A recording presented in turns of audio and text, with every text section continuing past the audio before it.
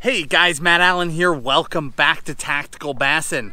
We are still out here on the road. Today we are on Lake Allen Henry near Lubbock, Texas.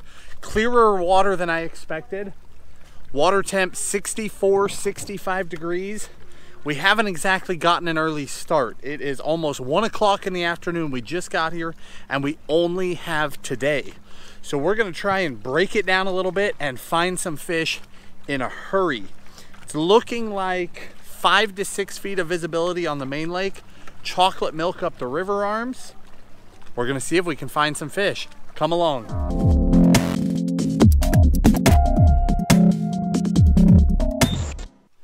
All right guys, we've got such a short window of opportunity on this lake that we have to cover water very rapidly because we don't really have time to break down the fishery and try and dial in patterns. We're not going to do what I would consider standard in a lake packed full of brush, which is flip. Instead, Cece has got an S-waver. She's gonna cover water quickly on the outside of the brush. We've got enough water clarity, she should be able to pull swimbait fish out, and then I'm gonna go right to the bank with a frog. We're going all or nothing, trying to get a big bite.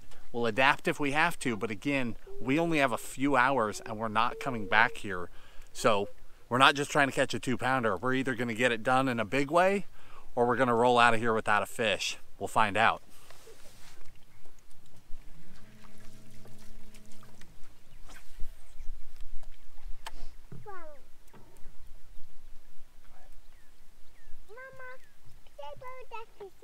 For a moment. I need that. It's a good walk, you guys.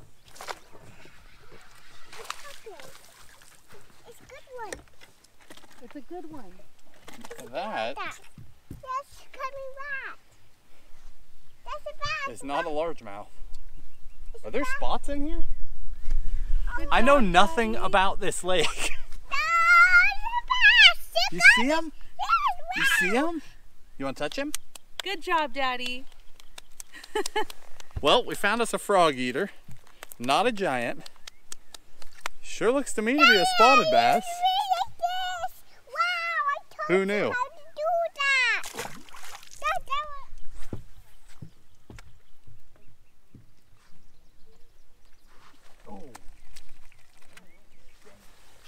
We're blowing up. I missed my opportunity. But again, small fish. It's hard to come into a place like this with just no information. I really don't know what we're facing. This sure looked like a spotted bass to me. I just sort of assumed this would be all largemouth.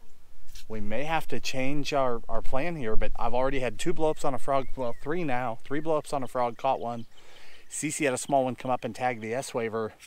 I mean, we're definitely off to a start here, but this may take more adaptation than I think. We're gonna go another half hour and find out. It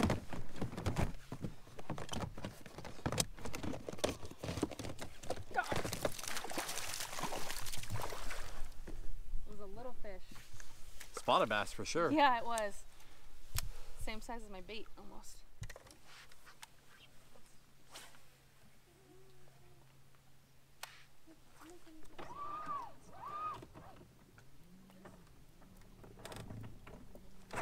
Oh!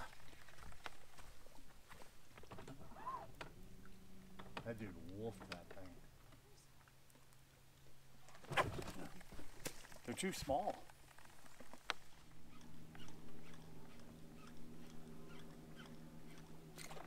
Oh, that's a good one.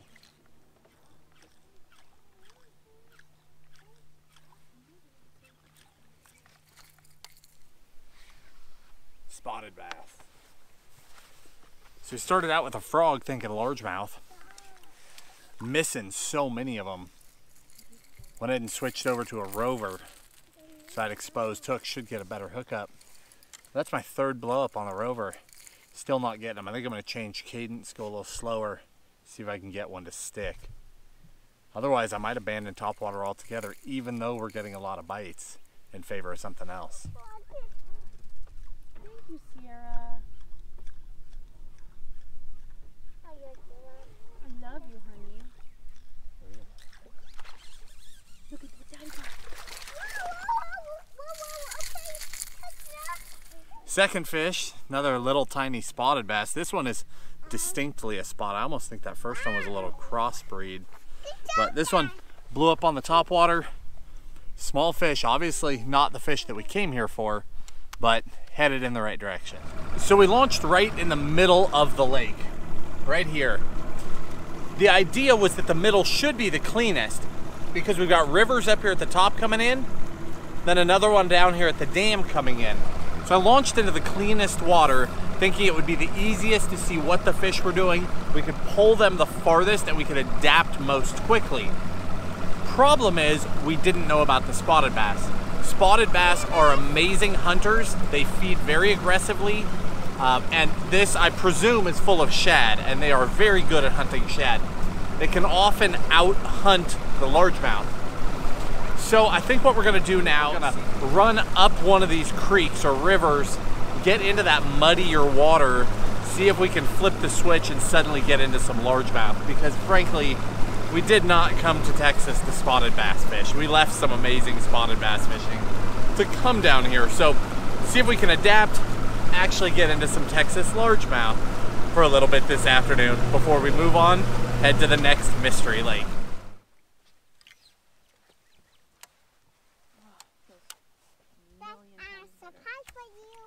You do? Whoa. Mommy got one. Oh, Flip him. thank you. Yay. It's okay. I got a Texas bass.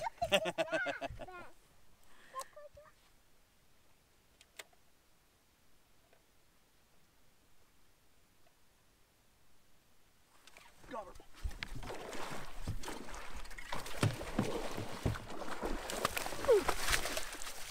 Oh.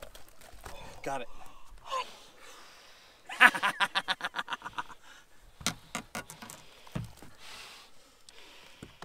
Wow. It is good to be in Texas. Thank you for having us. Whew. We were cruising along, throwing a glide bait in a topwater. Spotted this one and one that I actually think was pushing teens, holding out here off the edge of this brush. The water's clear. We actually saw them. They skirted off and then came around, circled back up. What a nice fish. Let's see what she got. Hey! Hey, that's enough. That's enough. She is 8.50. 8.50. Beautiful. You guys know how much we like to throw swim baits. We throw a lot of trout patterns at home. This is a new Matt Lures bait. It's a shad, obviously, a 7-inch shad. Whew. I figured when in Rome. So I went ahead and picked up shad bait. I don't normally throw a stinger hook. I've told you guys in the past I almost never do it, but if I do, it's on the back. I'm glad I did. She had just the stinger hook, one hook, bottom lip. She just came in and just nipped that bait. She hit hard, but she didn't wolf it, which surprises me. Maybe there's some swim baiters on this lake because she was aggressive. She ate the swim bait, but she definitely didn't massacre it like she'd never seen one before.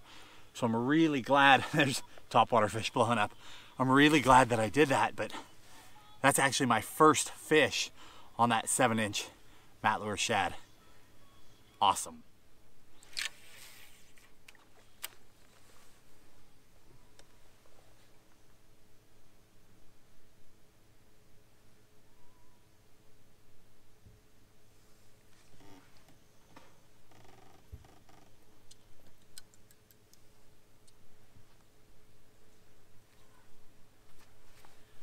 Just saw another just massive fish, 10 to 11 pounds.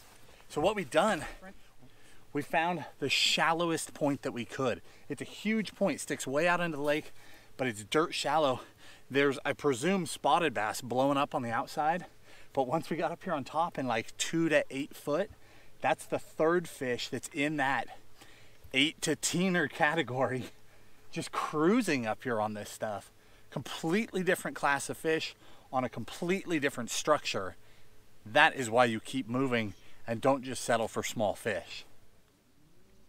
Something, fish is on you. Twitch hard. Daddy, turn the count. It's your turn. Oh, yeah! Nice one. Oh, it's okay, Bass. You okay? I love fishing the S-Waver. Hi, Bass. And I'm glad I got a little Texas spotted bass on the same baits that we fish at home. Okay, let me get the hooks out, honey. All right, we're about to head in. We're taking one more shot. So where I caught the 8.5, we saw those two other big ones. One was way up shallow. I don't think that one's an option, just because it was just roaming, it was moving fast. The second one though was right out on the end of a brush line, and she seemed to just like hanging right on the end of that brush, same place that the 8.5 was. So we came sliding back in here. We're gonna creep up there. Cece's got a 7-inch Senko. She's gonna make a Hail Mary cast. She's either gonna catch a 10-pounder or we're gonna head to the next lake. But we get one crack at it because odds are she's still sitting out there on the edge of that bush. It's been about an hour and a half, 2 hours that we've left it. You should push the button, Dad. You want me to push the button? Yes. Okay. Look. Hi, guys. Shake it. But I need to do some No, work. no, no. But I need to do some work. Hi, guys. Got her. Let her fight. Let her pull. Let her pull. Keep her in the water. Whoa! In the water. I can't cool water. Yeah, I mean, you could do nothing. Sorry. It was doing it.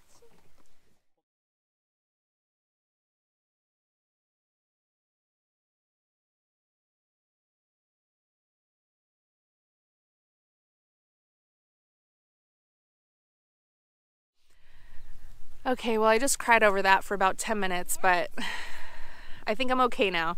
Let me explain to you what we did. We tried to creep up behind that fish and position behind this brush, and I just pitched a Senko over it and let it basically dead stick. And I can't believe it, but she came over and slammed it. And you know, I tried to yank her through that brush. I thought I could pull her out, but she won that fight. You might have heard Matt in the background. He knew what to do. He was yelling at me to keep her in the water, keep her head down. But by the time his advice registered in my head, I was already trying to rip her out as hard as I could, knowing how big that fish was, and she just broke me off. So you know what? It's amazing that I even had that opportunity. It's a great experience being the first stop in Texas that we've made. It was really a fun day, seeing those big fish, interacting with them, seeing Matt catch that giant, and also just seeing our daughter have a great day. So I'll leave it at that and leave here with a smile on my face. All right, guys, we're gonna wrap it up here. Lake Allen Henry in Texas. Literally a half-day stop. I think we were here a total of less than 4 hours. We're about to hit the road. I'm so glad you guys came along for the highs and the lows. We got a monster. We lost an even bigger one. That fish was 10 to 11 pounds. Hopefully I wasn't blocking the footage. Hopefully you guys were able to see that fish above water just thrashing. But we're so glad you could come along. Basically, what we experienced here today was a couple of things. We came here with a plan, right? We came here with a frog and a glide bait, thinking we were gonna power fish, find these fish. We were expecting murkier water. Obviously, we were expecting only largemouth. Here we are in Texas. First fish we catch is a spot on a frog. But the name of the game is adaptation. So we came up with two patterns. Over time, we figured out that the bigger spotted bass, we actually saw some 4+ pound spotted bass. They didn't bite, only the small ones bit, but we saw 2 or 3 of them. The biggest ones were on the, you see all the big bluff walls all over this lake, big bluffs around the edge. The sheer bluff walls, anywhere there was a big corner in that sheer bluff, that's where the better spotted bass were. The largemouth, we were trying to get away from the spot, so we came to the flattest point that we could find with cover on it, with this brush on it. They were here. We saw 3 monsters and 1 small largemouth. Obviously we got 1 to go. Well, we got 2 to go, got 1 in the boat. You guys know that we love to run patterns. The problem is when you're just showing up to a lake for just a few minutes with no history, no help. We didn't do any internet research. We didn't even know there were spotted bass in here. You don't have a pattern. We found this spot, these big ones. We looked at the map. I jumped on my Solix. I mean, I'll zoom out here so you can see this spot. Hopefully you can see it. See how long this underwater point is? That's why we chose this spot. We came here and it was just like it should have been. The big largemouth were right up on the outside edges of this brush. But again, we didn't have any other places. We drove around. We didn't see any other big, long, shallow points. I'm sure there are. We didn't go up the other arm. We ran out of time. But that's the name of the game. So we found big largemouth. We found big spots. We caught a big one. We had some other opportunities. We learned a lot. Hopefully you learned a lot. We're going to be on to the next fishery. This is going to be going on for quite a while, mixed in with our other videos. If you see us out on the road, if you see us in a restaurant, if you see us on the water, stop and say hi. We'd love to talk to you. As always, we'll link all the baits down in the video description. Again, thanks for coming along. If you enjoyed the video, hit the like button, subscribe to the channel. We'll talk to you soon.